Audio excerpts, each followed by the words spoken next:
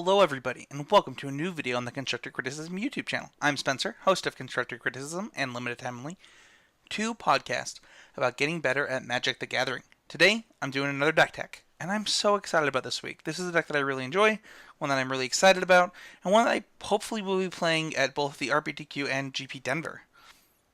So, we're going to be talking about green-red ramp.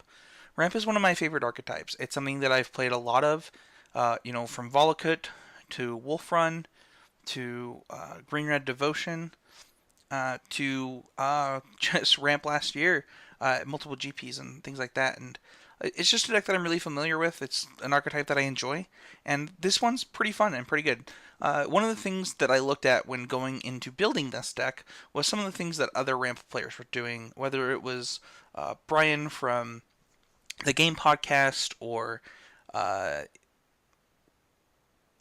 Willie Adel and his list. And Willie Adel's list is really what inspired me to try building Ramp again. And the reason for that is because I forgot about a card existing. That card is Jaddi Offshoot.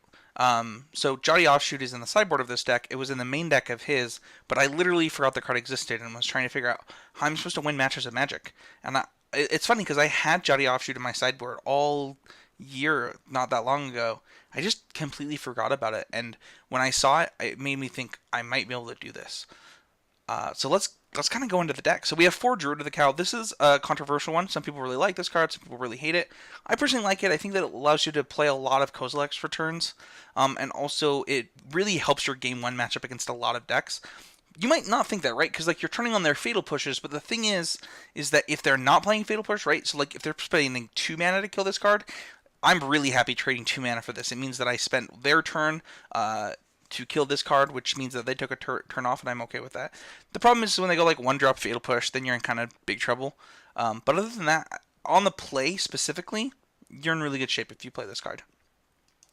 We have 2 Shefet Monitors. This is actually included because of Druid of the Cowl. A lot of people are playing things like Natural Connection, like as a 1-of or maybe 2-of or maybe Gifted Paradise, just different 3-mana ramp spells. But actually, I think that like if you're going to play a 2-of ramp spell, you might as well make it the best one that you can possibly play with Druid of the Cowl. And so because of that, I like Shefet Monitor. I've won games by casting it. Cycling it has been really powerful. I think overall, I just like this card better than some of the other options, and it's been pretty decent. I just won a game in a league that I 5-0'd by just keeping, 2-drop this, 7-drop, like, they just couldn't win. That was it. That was the game, and I think that, having so many modes on the card, right, like, first of all, it replaces itself as a ramp spell, so you get a real 2-for-1. Secondly, it's this big threat that you can play later in the game. And also, it tutors up specifically deserts. So one of the matchups that you might be able to struggle with is something like the God-Pharaoh's Gift, I think is the name of the artifact. And being able to play one Scavenger Grounds, no wonder I can never look up this card. I'm always calling it Scavenger Grounds. Being able to grab one Scavenger Grounds with your Shefet Monitors or with your Hour of Promises is really important. It's really powerful, and it makes those matchups where you need to be able to fight it as even a little bit better. The next card that we have is 4 Sylvan Advocates. Sylvan Advocate was when I was looking at Blade's list, I was like, I really, really like what he's done and how he's tried to approach certain matchups, but I don't want to, sacrifice my control deck so much by playing Jaddi Offshoot in the main. So I want to relegate it to the sideboard, but how can I replace that, and how can I get similar functionality out of a card without sacrificing too much in the mid-range and the control matchups? And I thought, well, wait a second. If I'm playing Jaddi Offshoot, which I was playing a year ago, what else was I trying to do in my ramp decks not that long ago? And on early versions of my ramp decks, Sylvan Advocate was one of those things. Sylvan Advocate has been so good in this deck. Being able to block a ton of stuff, being a late game threat, the card is super versatile and kind of what you need in this deck, and I'm really sad that I wasn't building decks like this during the Pro Tour. I think that had I known what I know now then, this deck would have, I think I could have really pushed this deck for people like Danny and Michael. And Sylvan Advocate is a huge part of that. I think it's very powerful, and it's something that's pretty easy and innocuous to board out. If you need to board out 2 Sylvan Advocates in certain matchups, it really doesn't hurt your deck that badly. The next thing that we have is 2 Ulamogs. I'm not playing 3, I'm not playing 4. I think this deck is not an Ulamog deck, and we'll get to that when we get to some of our spells. But I think that it's a Worldbreaker deck, and Ulamog is just along for the ride. And in certain matchups, you become an Ulamog deck. You actively try and get things like your Sanctum of Ugin out and Ulamog people. But I think in a lot of matchups, it's not like that. Worldbreaker is next. There are 4 of them. This card's really important. And one of the huge benefits of this card, and what this card has gained so much of, is actually the deserts. Having colorless lands so easily ready to you in your deck through the deserts make getting your Worldbreakers back so easy, and you do it a lot. And it's really hard for a lot of those mid-range and control decks to overcome the constant stream of Worldbreakers that you can put onto the board through the activated ability. Also, will keeping them back on their board, whether it's their lands, whether it's their torrential Gearhulks, whether it's their, whatever it is that you're destroying with this thing or exiling, it's a huge part of the game, and I think that this deck really wants to be a Worldbreaker deck before anything else. At least as far as creatures go, but when you get to the spells, you'll know what I'm talking about. We have 3 Braids. For a long time, I was one that was like all about the Galvanic Bombardments or the 1 mana stuff so that you can, really get your opponent and play multiple spells on a turn. But here's the thing. A Braid kills Torrential Gearhulk, a Braid kills Verdurous Gearhulk, and Verdurous Gearhulk can be a problem for this deck. It also kills Snake, and Snake is the thing you want to kill. So 3 Braids in the main deck. It kills enough of the important stuff for not that big of a cost. So a Braid makes the deck as a 3 of. We have 4 Kozilek's Return in this deck.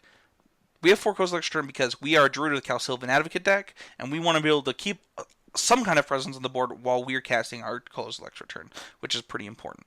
Kozilek's Return comes out in a lot of matchups.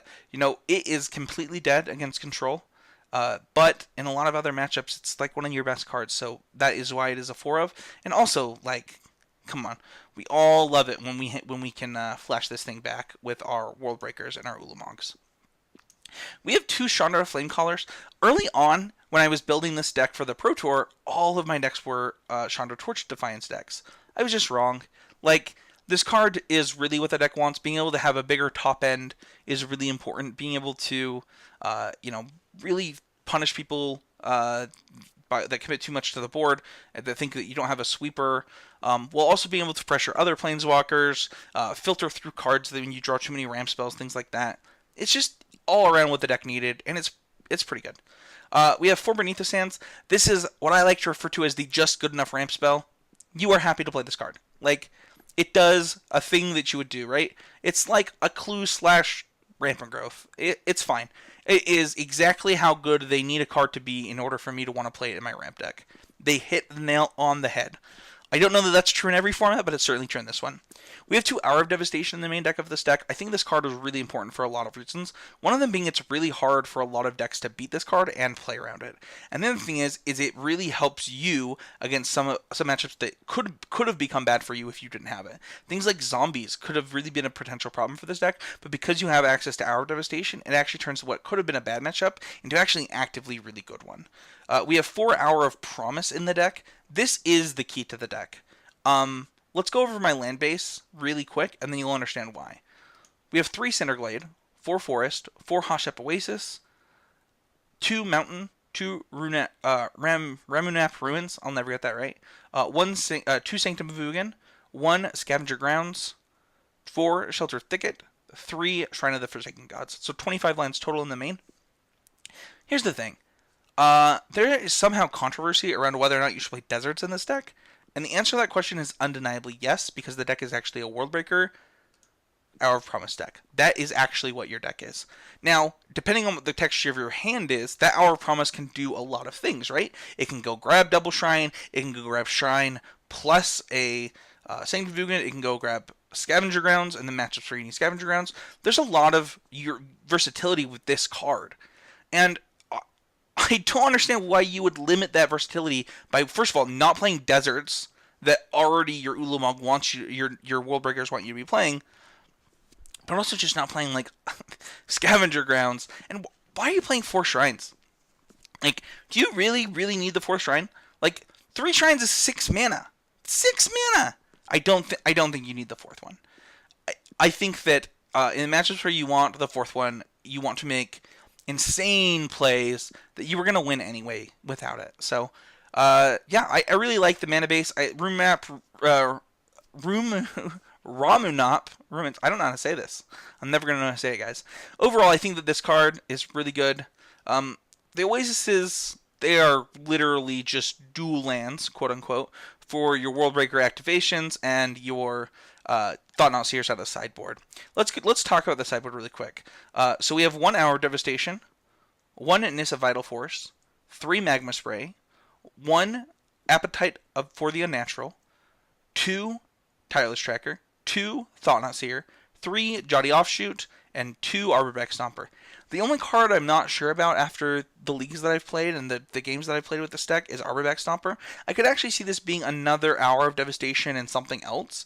Or maybe just play 1 Arborback Stomper and just play another Hour of Devastation. The problem is that in a lot of matchups, I'm finding that I'm boarding this in, and they're boarding in not Worldbreaker, the dragon. I can't remember it off the top of my head right now. But the dragon that deals 4 damage. And when you play this, and then they play a dragon and exert it and kill it, you're pretty far behind. I know that you gained a bunch of life. I know that... But, they have a dragon in play, and you have this Stomper. And Stomper also just... I don't know. I liked it early on when, the decks were super low to the ground. But now that the red decks have gotten bigger, I think it might be time for a change. Jaddi Offshoot is super powerful. I've really liked it as a 3 of in the deck. It does exactly what you're looking for in those matchups. And you basically only board it in against mono red. And sometimes you'll see white aggressive human style decks. You'll board it in there too. Thought-Knot Seer is really powerful. You board that in against all of the mid-range decks, all the control decks for the most part. I think you even board it in the mirror matches. It pressures the board, it pressures Planeswalkers, it takes Gideons and stuff like that out of their hands, removal spells, just different things like that. Overall, I really like the card. I think that I could even see Arborback Stomper becoming one of those and an Hour of Devastation. I'm not sure. Tireless Tracker comes in against the snake decks and the control decks, obviously. I think it also comes in the mirror match, as it's able to put pressure to the board while you're executing your game plan. The card's really powerful. I play 4 of them in my modern deck, if I'm not mistaken, or I have before. The card does exactly what you need to do. It's super cool. I have 1 Appetite for the Unnatural. I think that you just want one more artifact hate, as well as just so I see a lot of people being like, well, this should just be a Dissenter's Deliverance or another Abrade, and it's well, it could be. If I was going to play one, I'd probably play the other Abrade. But I think that there is a large amount of the time where we aren't really prepared for enchantments that could hurt us. Is that true right now? Probably not. This could probably just be an Abrade. If I take this to the tournament, is it going to be an Abrade? I'm not sure. I've actually really liked the life gain against a lot of the decks. I find being able to specifically hit artifacts while also gaining a little bit of life can sometimes put you over the edge. But also, there are a lot of decks that could still play Stasis Snare. While I think that those decks are bad right now, that doesn't mean that nobody will play them. And because of that, being able to Stasis Snare something that has your Ulamog is really powerful. And for that reason, I'm going to keep it an Appetite for the Unnatural for the time being. 3 Magma Sprays is obviously key. This comes in against zombies and the mono red decks. I really like this card. I think that being able to stop your zombies' opponents from recurring things, whether it's their Dread Wanderers or their 2/2 that comes back and is super annoying, I think this card's really powerful. And also keeps zombies out of their graveyard for some of their other cards that care about zombies in the graveyard.